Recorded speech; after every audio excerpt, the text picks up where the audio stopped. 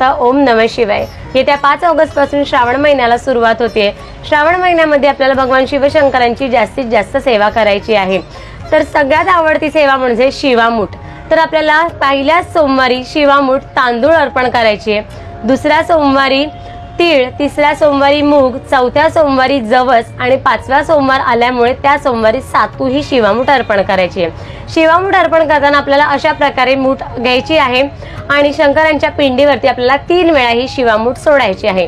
शिवामूठ सोडताना आपल्याला शिवा शिवा महादेवा माझी शिवामूठ ईश्वरी देवा मनातल्या इच्छा पूर्ण कर रे देवा असं म्हणत ही शिवामूठ आपल्याला शंकरांच्या पिंडीवरती 3 वेळा सोडायची आहे।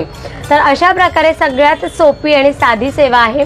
नंतर ही शिवामूठ काय करायची तर तुम्ही निर्माल्यामध्ये विसर्जन करू शकता किंवा त्यामध्ये अजून भर घालून तुम्ही ही दान सुद्धा करू शकता।